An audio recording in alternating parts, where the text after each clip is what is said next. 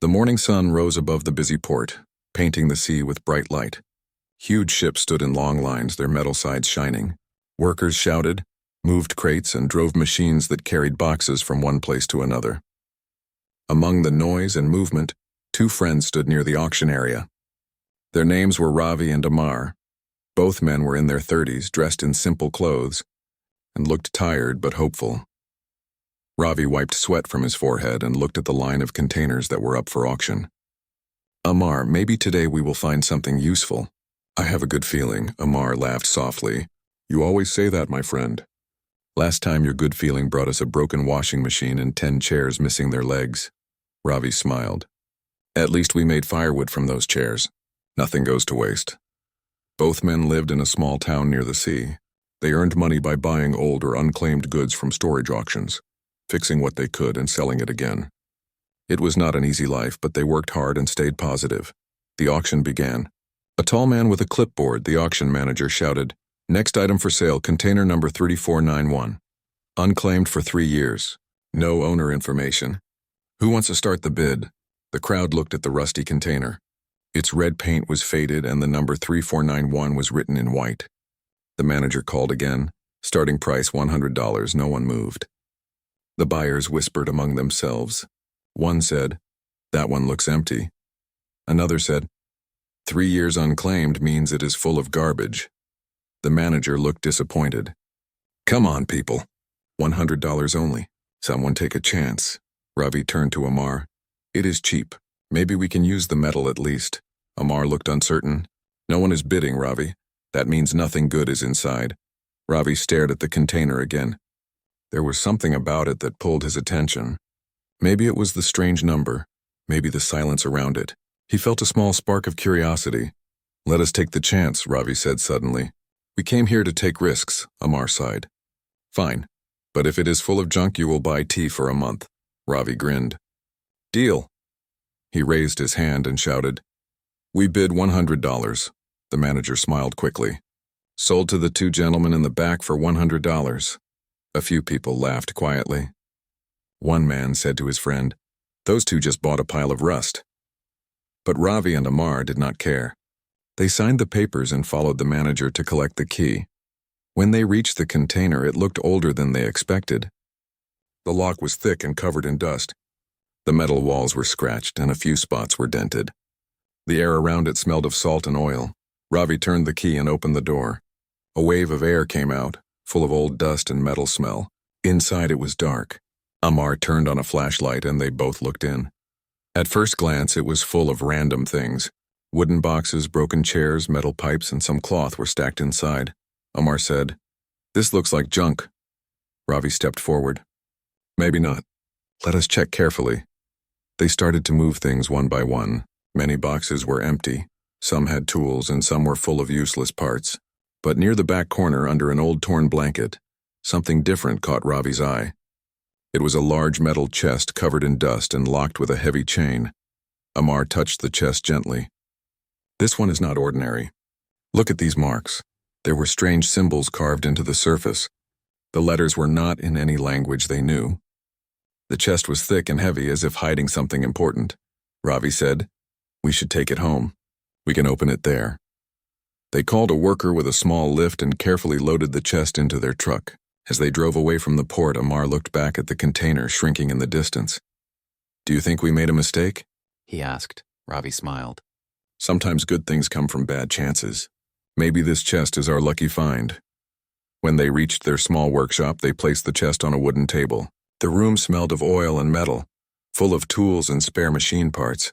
Amar looked at the chest again. The chain around it was thick and the lock was strong but old. Ravi picked up a cutter. "We will open it slowly." No rush, they worked together for almost an hour. The cutter sparked against the chain, and the air filled with the sound of metal grinding. Finally, the chain broke and the lock opened with a click. They lifted the lid carefully. Inside was a thick brown cloth folded many times. Ravi removed it gently and both men gasped. Under the cloth were small metal boxes arranged neatly, each sealed tightly and marked with strange letters. The boxes were clean and shiny, very different from the dusty outside. Amar picked one up. "It is heavy. What can be inside?" Ravi took a screwdriver and opened the latch. The box opened with a small sound. What they saw made both of them silent.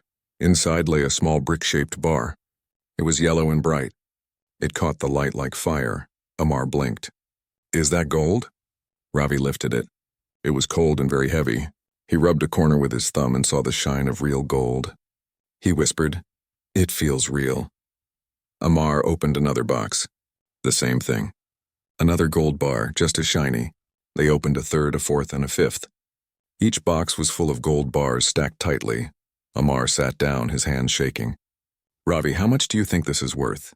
Ravi looked at the chest full of yellow metal. "I do not know, but it is more than anything we have ever seen." He tried to count. "There must be hundreds of bars here," Amar whispered. "We bought the container for $100.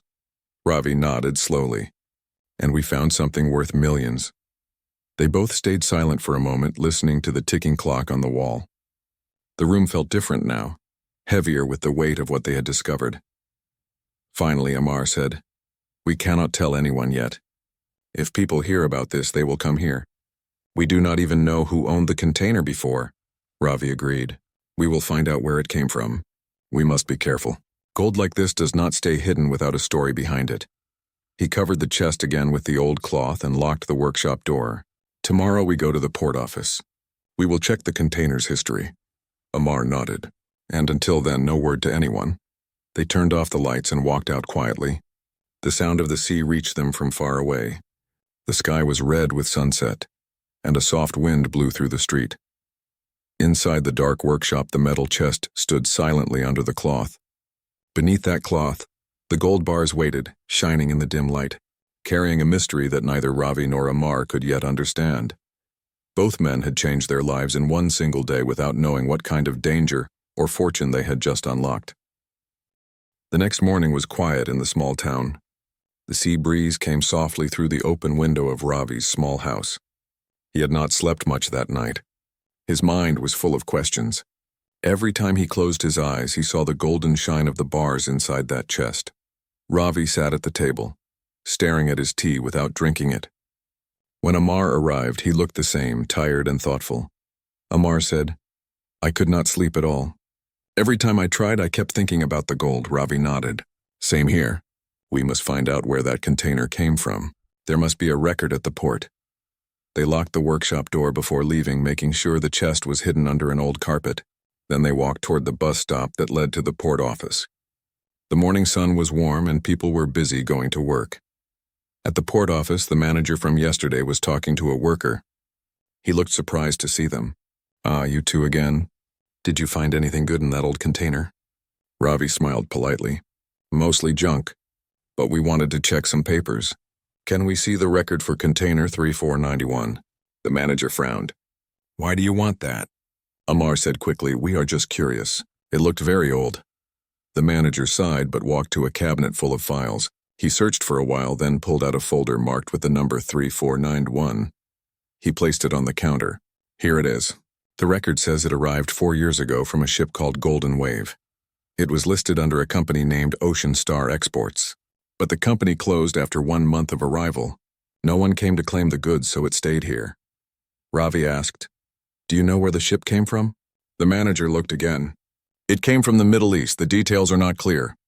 There were many containers, but this one had no clear description. It was marked as metal parts and research samples. That is all." Ravi and Amar exchanged looks. "Thank you," Ravi said, and they left quickly. Outside the office, Amar said, "Metal parts and research samples? That does not sound like gold." Ravi nodded. "Someone hid it on purpose. Maybe the company was only a cover. Maybe the real owner never came back." They reached home by noon. The workshop looked quiet from outside, but Ravi noticed something. The lock on the door was slightly moved. He felt his chest tighten. "Amar," he whispered. "Someone tried to open the door." Amar looked closely. "You are right. The mark on the metal is fresh." They opened the door slowly. Inside, everything looked normal at first. The tools were in their places, the floor was clean, but the carpet covering the chest was slightly folded. Ravi lifted it quickly. The chest was still there. Amar sighed with relief. "Thank goodness it is safe," Ravi said. "Someone knows about this. We must be more careful. They pushed the chest under a heavy wooden table and covered it again with some scrap metal so it looked like junk. Then Ravi said, I will visit the library today. Maybe I can find information about this Ocean Star company. Amar said, I will stay here and watch the workshop. I do not trust anyone now. Ravi took his old bicycle and went to the library near the market. The building was quiet and cool inside. He searched old newspapers and trade records on the computer. After an hour, he found something. A news report from 4 years ago said that the ship Golden Wave had faced an inspection problem at another port before arriving in their country. The report said it was carrying secret material for a private investor but did not reveal details. The article also said the company Ocean Star Exports was suddenly closed after the ship arrived and all its owners disappeared. Ravi felt a chill. So someone lost this gold long ago and never came back for it, he thought. But why? He copied the news details on a paper and returned home. When he entered the workshop, Amar was sitting quietly, looking serious. What happened? Ravi asked. Amar whispered, A man came here 1 hour ago. He asked about us. He said he was a buyer looking for old metal parts. But his questions were strange. He asked if we had bought anything from the port auction recently. Ravi's eyes widened. What did you say?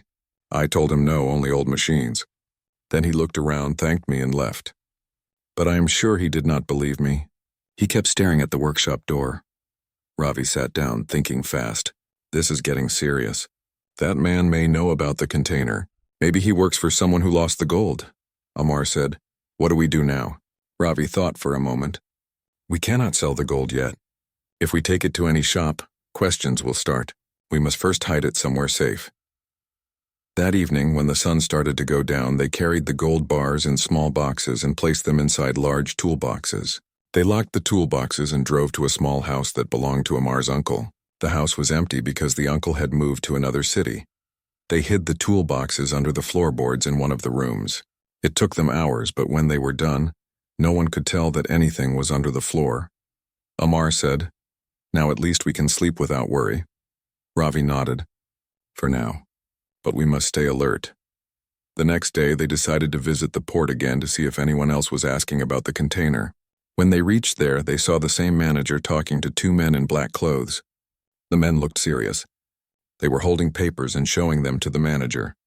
Ravi and Amar stayed behind a truck and listened quietly. One of the men said, We are looking for information about container number 3491.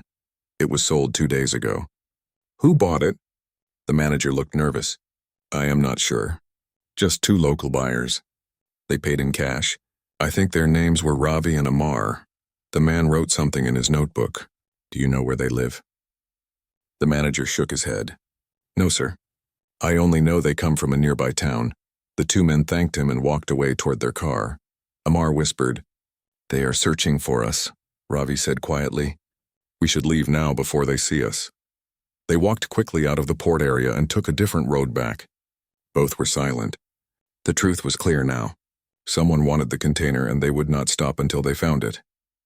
When they reached home, Ravi locked the door and said, We have little time. We must find out who these people are before they find us. Amar said, Maybe we should tell the police. Ravi shook his head. If we tell the police, they will take the gold.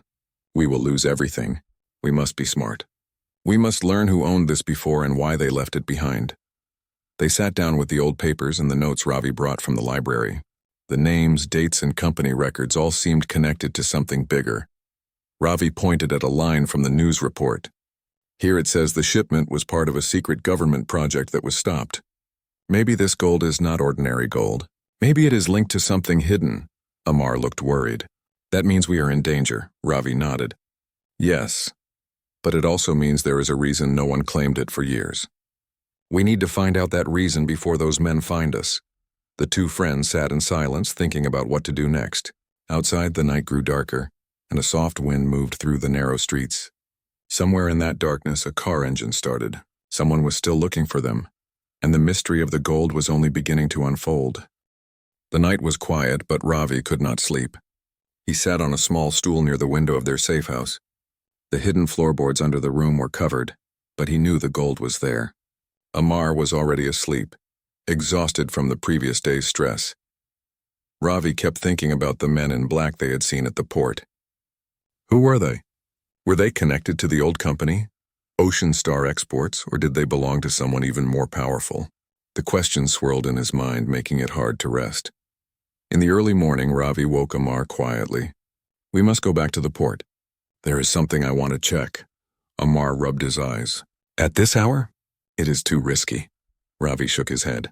We have no choice. If those men are still looking for the container, we must know more before they find us. They left before sunrise. The streets were almost empty, and the air smelled fresh with sea salt. When they reached the port, they noticed a small office near the entrance. A man sat there writing something in a notebook. He looked like a security officer, but something about him made Ravi suspicious. Ravi whispered, "That man is watching people too carefully. Let's check the shipping records quietly." They walked toward the main storage area. The crates and containers stood like silent giants. Ravi and Amar searched for any container labeled 3491, but could not find it. Then Amar noticed a small list of shipments pinned on a wall. Look here, Amar said, pointing. It says the container was moved yesterday to another warehouse near the east dock. Ravi's eyes widened. That means someone is tracking it already. We must hurry. They went back to their small truck and drove slowly toward the east dock. The area was less busy, with only a few workers moving crates. They parked at a safe distance and watched. A group of men in dark clothes were inspecting containers using a clipboard and flashlight. Ravi whispered, "That is them." The men in black, Amar gulped. "Should we go closer?" Ravi shook his head. "No, we observe from here. We need to know what they want, not confront them yet." For almost an hour they watched the men. Then one of the men opened a container and pulled out large metal boxes. He lifted one, looked inside, and smiled. The others laughed quietly. Ravi's heart raced. "That looks exactly like the boxes in our chest." Amar covered his mouth. "We are not safe anymore." They know what the container had. Ravi took a deep breath. "We must change our plan. We cannot go back to our home. They may follow us." They drove through narrow streets and reached a small abandoned house on the outskirts of the town. It was old, with broken windows and a roof that leaked. But it was empty, and no one would find them there easily. They moved the gold again, this time into old metal trunks hidden in the corner of the house. They covered them with debris, old furniture, and dust. Amar sat down, exhausted. "We are living in fear now. What if they find us anyway?" Ravi placed a hand on his friend's shoulder. "We must be careful. But fear alone cannot stop us. We need to learn more about who owned this gold and why it was left behind." After a small meal, Ravi took the papers he brought from the library and began studying them again. He noticed a pattern. The container had been registered under several different companies, all of which disappeared shortly after shipping. The ship Golden Wave had been a secret delivery, and the gold must have been moved under these companies to hide it from authorities or thieves. Amar listened silently. So someone wanted this hidden for a reason. But why leave it for years without claiming it? Ravi thought for a moment. Maybe something happened to the owner. Maybe they were stopped before they could take it. Maybe they wanted it to disappear until it was safe. The two men sat quietly, trying to understand the mystery. Hours passed. Outside, the moon rose high and the wind made the broken windows rattle. The silence of the night was heavy, but the gold boxes sat silently among the dust, untouched. The next morning, Ravi and Amar decided to gather information from the town. They visited the old docks, the small market, and the library again. People remembered the Golden Wave ship, but no one had seen who owned the mysterious container. Everyone only knew that the company Ocean Star Exports had vanished quickly after shipping. As Ravi left the market, he noticed a man in a brown coat standing across the street. The man was watching him carefully. Ravi's heart skipped a beat. He quickly ducked into an alley and watched the man disappear into the crowd. Amar noticed the worried look on Ravi's face when he returned. "Who was it?" Ravi shook his head. "Someone is following me. We cannot trust anyone, not even the people we meet by chance," Amar frowned. "Then what do? We cannot stay in this town forever." Ravi looked at him seriously. "We prepare. First we hide the gold better. Then we find out everything we can about the companies, the ship, and the people who lost it. Knowledge is our safety." They returned to the abandoned house. They reinforced the hidden spot under the metal trunks with old wood, making it almost impossible to move the trunks without noticing. Ravi said, "Even if someone breaks in, they will not find it easily." "That buys us some time," Amar nodded. "Time is what we need. But they are not giving us much. That man following you, there will be more of them." Days passed and the two friends stayed careful. They left the house only for small errands, always looking around. Each night they studied the papers and the old news articles. They learned that the gold was part of a secret shipment, probably made for a private investor. It had been moved under several company names, but no one could trace it now. One evening, while examining a paper from the library, Ravi noticed a name he had not seen before. The name was Mr. Salim, listed as a manager in the Ocean Star Exports Company. The article said he had vanished after the shipment arrived. Ravi whispered to Amar, "Maybe he knows where the gold came from. If we can find him, we might understand the whole mystery." Amar looked worried. "Do you think he is alive? Or do you think the men looking for the gold are after him too?" Ravi nodded. "That is the risk. But if we want answers, we must take the risk. Knowing is better than hiding forever." The two friends planned to travel quietly to another city where Mr. Salim had last been reported. They packed a few things, taking only essentials. They also prepared some money in case they needed to move quickly. Before leaving, Ravi checked the hidden trunks once more. The gold was safe, undisturbed, and heavy with the value of millions. The shine of the bars reflected faint light through a crack in the wall. Amar said softly, "This is more than money. This is danger and mystery together." Ravi smiled slightly. "And it is our challenge.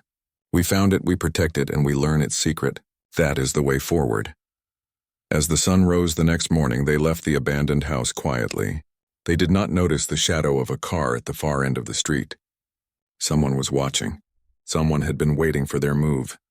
The journey to the truth was beginning, and the mystery of the gold hidden for years was about to reveal secrets that could change everything for Ravi and Amar. The world around them was calm, but danger and excitement were closing in. They had to be careful, clever, and brave. Ravi and Amar traveled quietly to the next city. The streets were crowded with people, yet they tried to blend in and stay unnoticed. They had heard that Mr. Salim, the former manager of Ocean Star Exports, had last been seen in this city, living alone in a small house near the harbor. The city smelled of fish and salt, mixed with the smoke of small kitchens. Ravi and Amar rented a small room in a quiet inn. They left their bags at the desk and went out to gather information. They asked questions carefully, avoiding mentioning the gold. Most people had never heard of Mr. Salim, but one shopkeeper remembered seeing a man answering the description of Salim. He said the man often visited the library near the harbor and bought books about trade and shipping. Ravi whispered, "That is our first clue. We must find the library and look for him there." They walked to the library. It was a small building, old and covered with faded green paint. Inside, the smell of paper and ink filled the air. The librarian, an elderly woman with gray hair, smiled politely when they entered. Ravi asked casually, "We are looking for someone named Salim. Does he come here often?" The woman paused and looked around before nodding. "Yes, he comes sometimes, usually early in the morning. He likes old books about shipping and history, but he is quiet. He does not talk to many people," Amar whispered. "Then we must wait. We cannot rush this." They returned to the inn and spent the night planning. They knew the men in black were still looking for them. If those men discovered they were in this city, they could be in danger. They needed patience and caution. The next morning, Ravi and Amar went back to the library at sunrise. They waited quietly on a bench near the entrance. After almost an hour, a man arrived. His hair was black and slightly gray at the edges. He wore simple clothes and carried a small satchel. His eyes were careful, observing everything around him. Ravi whispered, "That is him, Mr. Salim."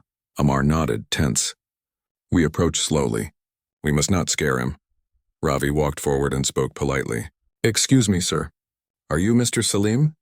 The man looked at him carefully. "Yes, I am." "And who are you?" Ravi smiled nervously. "My name is Ravi, and this is Amar. We came to ask you some questions about a shipment your company managed a few years ago. We mean no harm. We are only curious." Mr. Salim studied them for a moment. His eyes were sharp and cautious. Then he nodded slightly. "Follow me. But you must promise to be honest.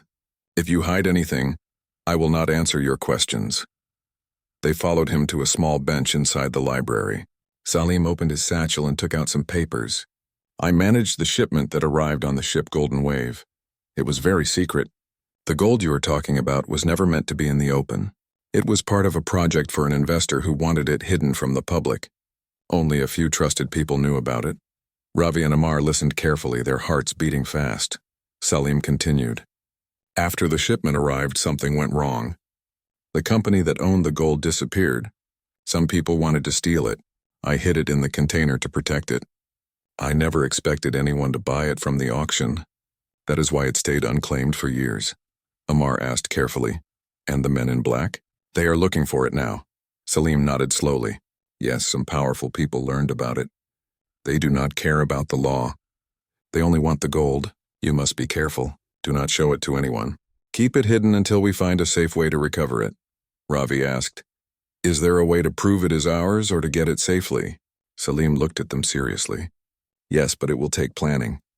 You cannot act alone. You need allies you can trust. I will help you, but we must be very careful. Those men will not hesitate to harm anyone in their way. Amar swallowed hard. We did not expect this to be so dangerous. Salim nodded. Gold like this brings danger. But if we act wisely, we can protect it and return it to the rightful owners, or at least secure it from thieves. They spent the entire morning with Salim learning about the secret shipment. He explained how the gold was registered under false companies to hide its location. The shipment had been moved through several countries before reaching their port. Only Salim and a few others knew the exact container number. Ravi whispered to Amar. So the gold is part of a secret project. That explains why no one claimed it for years. It was hidden on purpose, Amar nodded. And now we have it. But we are not safe. Those men are still after us, Salim said. We will make a plan. First, we secure the gold. Then we find a safe location where no one can track it. Finally, we will reveal the truth slowly when it is safe. Ravi and Amar agreed. They returned to the abandoned house where the gold was hidden. The journey was quiet and they avoided main roads. When they arrived, they checked the hidden trunks. Everything was safe as they had hoped. Salim had taught them some methods to protect the gold. They reinforced the trunks with hidden locks, placed false marks to confuse anyone looking for them, and moved some boxes to another part of the house to reduce the risk of discovery. Amar said, We have done everything we can. Now it is only a matter of time. Ravi nodded. Yes, but we must be ready for surprises. Those men in black will not give up easily. They will search every corner until they find it. That night, they planned their next move with Salim. They decided to travel to another city where Salim had friends who could help secure the gold temporarily. The journey would be long and careful. The following morning, they packed some essentials and prepared the gold in small, safe boxes for transport. They left the abandoned house quietly before dawn. No one noticed them. They walked through narrow streets and took a hidden path to reach the train station. While waiting for the train, Amar whispered, I still cannot believe how a simple container we bought for $100 contains millions worth of gold. Ravi smiled slightly. Life is full of surprises. Sometimes risk brings reward. But we must remember, every reward comes with responsibility and danger. When the train arrived, they boarded quietly, carrying the small boxes. They watched the city fade behind them as the train moved. The gold was safe for now, but they knew that many people would still search for it. Salim sat beside them and said, This is only the beginning. Once we reach my friends, we will secure the gold properly. Then we can plan how to keep it safe and reveal the truth to the authorities if needed. Until then, trust is the most important thing. Ravi nodded. We trust you, Salim. We will follow your plan. Amar added, and we must be careful. Any mistake could cost us everything. The train moved forward, carrying the three men and the hidden gold. Outside, the world seemed calm, but danger was closer than they realized. Every mile they traveled brought them closer to safety, yet also closer to those who wanted the gold for themselves. The mystery of the gold was far from over. Secrets of the past, the power of greed, and the courage of two friends were all about to collide in a way no one could predict. The port was busy that morning, full of workers moving boxes, shouting orders, and lifting crates. Ships from many countries stood lined up, their huge bodies shining in the sun. Among all that noise and movement stood two friends, Ravi and Amar. They were not rich men. They repaired machines and bought old items to sell again. Ravi looked around the auction area. Look, Amar, many people came today. Maybe we can find something cheap. Amar smiled. Yes, but we must be careful. Last time we bought that old refrigerator and it did not even work. They laughed, remembering the smell from that broken fridge. Then the auction started. A tall man in a blue cap, the auction manager shouted, "Next container, number 3491. Unknown owner, unclaimed for 3 years. Who wants it?" The crowd went silent. Everyone knew that containers like these were risky. Sometimes they had nothing valuable, only trash or old furniture. The manager continued, "Starting price $100. No one raised a hand. The crowd looked bored. One man whispered, "It's probably empty." Another said, "Or full of broken parts." Ravi turned to Amar. "Should we try?" Amar frowned. "No one wants it." Maybe that means something is wrong. Ravi thought for a moment. His heart was beating fast. He had a strange feeling about this one. The container looked ordinary. Rusty on the sides, faded paint, but there was something about its number, 3491, that made him curious. "Let's take a chance," Ravi said suddenly. $100 only." Amar sighed but nodded. "Fine, 100. Ravi raised his hand. "We'll take it." The manager smiled. "Sold to those two gentlemen for $100. People around them laughed quietly. "Fools," someone said. They just wasted their money. But Ravi and Amar didn't care. They got the keys and paperwork and followed the manager toward the storage area. The big metal container stood near the end of the yard, away from the others. When the lock was opened, a strong smell came out. Not bad, but old, like dust and metal. Inside was darkness. Ravi turned on his small flashlight. The light cut through the shadows, showing piles of wooden boxes. Old cloth and metal parts, Amar said. "Looks like junk to me." "Let's check properly," Ravi replied. They started moving things out carefully. Most of it was useless. Rusted tools, broken pieces, some empty crates. But then under a torn blanket they found something strange. A big metal chest locked with a heavy chain. Amar touched it. "This is old." "Very old," Ravi nodded. "Look, it has strange markings. The chest had symbols carved on it, not in any language they knew. It looked ancient, maybe from another time or place. They tried to lift it, but it was too heavy." "We need help," Amar said. They called a worker with a forklift, and together they moved the chest to their small truck. The manager saw them loading it and laughed. "That thing looks cursed," he joked. "Maybe ghosts inside," Ravi smiled. "Maybe gold instead." As they drove home, the chest rattled softly in the back. Ravi looked in the mirror many times, feeling both nervous and excited. At home, they placed the chest in the workshop behind their small house. It was a simple place, full of tools, metal scraps, and half-fixed machines. Amar said, "Should we open it now?" Ravi looked at the chain. "We need to cut it carefully." They worked for almost an hour to open the lock. When it finally broke, they lifted the lid slowly. Inside, there was another layer, a thick cloth, old and brown. They pulled it off, and underneath they saw shining metal boxes stacked neatly. Each box was sealed tight with numbers and labels written in a language neither of them understood. Ravi whispered, "What is this?" Amar touched one of the boxes. "It feels heavy." He tried to open it, but it wouldn't move. Ravi took a small screwdriver and began working on the latch. When it clicked open, both men leaned in. Inside was a small brick-sized bar and shining yellow. Amar froze. "Is that gold?" Ravi didn't answer. He picked it up, his hand shaking. It was heavy, cold, and perfect. They both stared at it, speechless. Then Amar laughed nervously. "No one wanted this container, and we bought it for $100. Ravi smiled slowly. "And we just found gold." They opened another small box. More gold bars. Then another. And another. Every box was full of shining yellow bricks. Amar couldn't believe it. "There must be 50. Maybe more." Ravi counted slowly. "No, there are hundreds. Maybe thousands."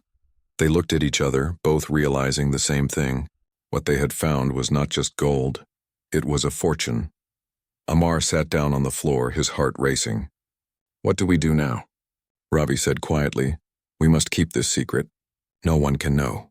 He locked the door and covered the chest again. "Tomorrow we'll check where this came from.